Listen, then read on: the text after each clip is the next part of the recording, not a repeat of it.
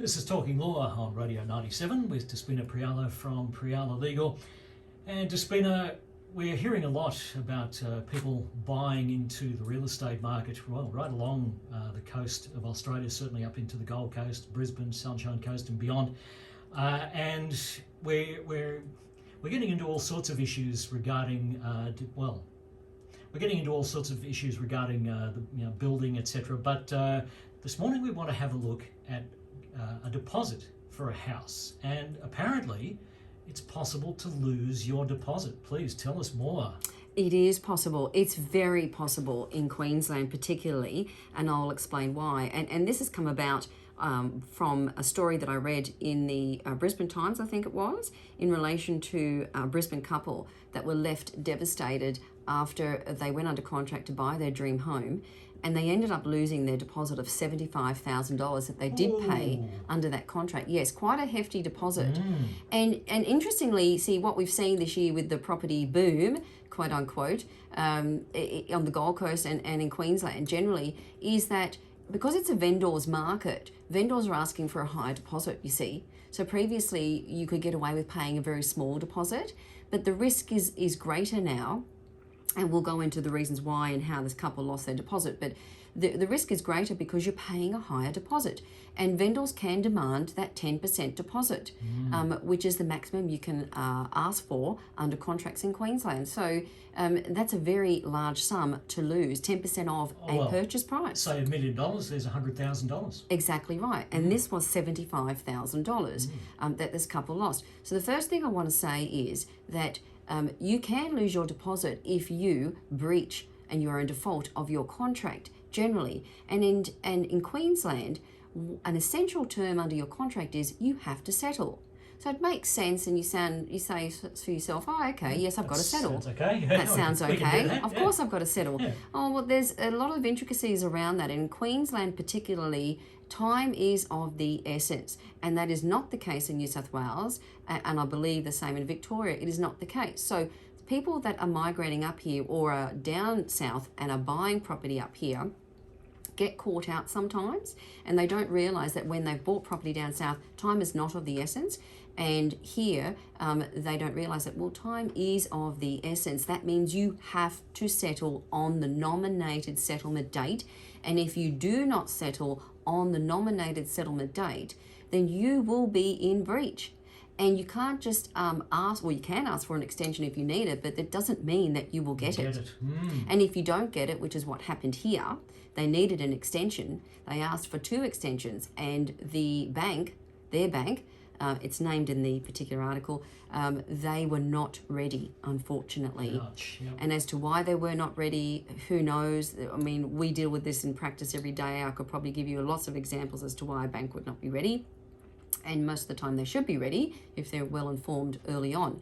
But they weren't ready. And this cost this particular couple $75,000. And it is really happening out there. And we see it a lot in our practice, and we have situations like this where people get into the settlement date and their bank isn't ready.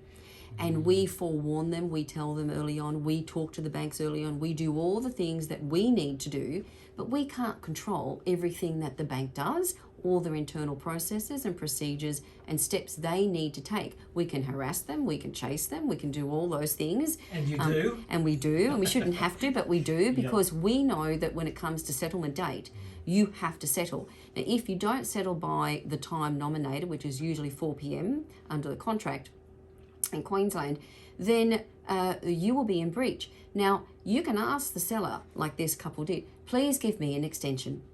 And in this case, the seller said, no, I'm not giving you an extension. And what happens in that case? What happens is after that time period of 4 p.m., you will be in default. And you may very well lose your deposit because the seller under a contract has the right for the deposit to be forfeited, which means they can obtain that deposit and terminate the contract. So if this does happen, this is not a rare example, this does actually happen. It does actually happen.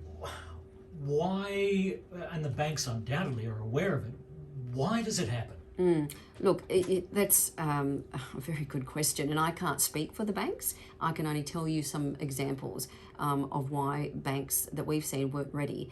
And, paperwork gets lost. It's on the bottom of a pile where it should be at the top of a pile. They're short-staffed. There's a whole range of issues, and it shouldn't happen. So it is happening more and more because with the property boom, and the banks are getting inundated with loan applications, and they perhaps need more staff, and they don't have them, and staff that are trained in doing settlements in their settlements team, okay, trained in doing PEXA settlements. So they are finding that difficult, and I know that's a bit of a problem that they need to work on, and that's just banks generally, not one particular bank. I'm not sort of, pulling anyone out there and pointing the finger at someone, but it is a bit of a general problem. So because we've known that, what I say to buyers is when you go under contract, what we need to try and do is give yourself as much time as possible from when you go unconditional to when you're due to settle. And normally a typical time frame is 14 days. And usually that should be enough time from the time you go unconditional. So the bank says, we've given you approval now, here's your approval, your finance approval, and then you've got to settle generally in 14 days. It doesn't always, have to be 14 days, but generally it is. Usually that's enough time. But in this market, what I say to buyers is it may not be enough time. And really what you should be doing when you negotiate that contract up front is, can you get that 21 days? Can you give yourself that extra week, right? So make sure the bank can be ready in time.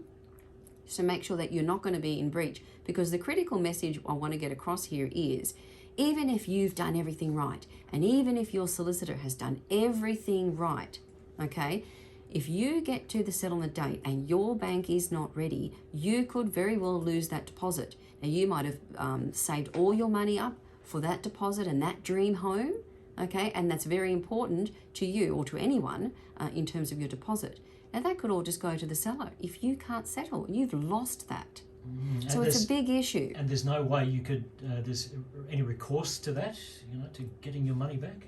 No, other than if it's a bank's issue and clearly the bank was at fault and you can prove that and the bank accepts that, and that's a big call, the bank may compensate you. And I think that that is what exactly happened in this case, that this particular bank in the end compensated these buyers because they accepted liability and responsibility for what happened. By the sounds of what you're saying, your solicitor really needs to keep on top of it. Oh, 100%. That is one of the critical things we know about, that we get in touch with the bank before you go unconditional. We know who they are. We know the reference number of the loan application. We know everything about it. So then as soon as we go unconditional, we are on to the bank straight away. Okay, we've only got this time frame to settle, and we push them and push them. So if you have someone who doesn't do that, and yes, it's up to the bank. Yes, I accept that the bank has to take their part in it. But your solicitor also has to push them. You can't leave it to the day before settlement to say, oh, well, what's happening with the bank? Haven't heard from them for the last 2 weeks. Yeah, that's not going to go down very well for you. And in this vendor's market, the risk is very real that you could lose your deposit, because the property market to a vendor says, oh, well, I can just sell to the next buyer, around the corner, and I'll just terminate this contract, get the deposit, and resell. And in this case, like the couple said, why are you taking our deposit? We haven't done any wrong. Please give us an extension, or just give us our deposit back. And maybe morally, yes, you could say, well, they should have, but they don't have to. Interesting. All right. So whatever you do, make sure your solicitor stays on top of it. So I guess that's the takeaway from this, because that's a very expensive mistake. Now on Talking Law, Despina Priala. Despina, all of our Talking Law segments are available on YouTube. You can check those out any hour of the day or night. There's a whole year's worth there. Just look for Priala, Priala. You can check out all of those. But if anyone wants to have a chat to you, how do they do that? Yes, they can phone the office 55291 294 and talk to myself and my lovely staff. And if they have any question they want answered, or just having a chat about on air, they can email info@prialalegal.com.au, and we will do our best to answer that for them. Terrific. And we'll see you again next week. See you then.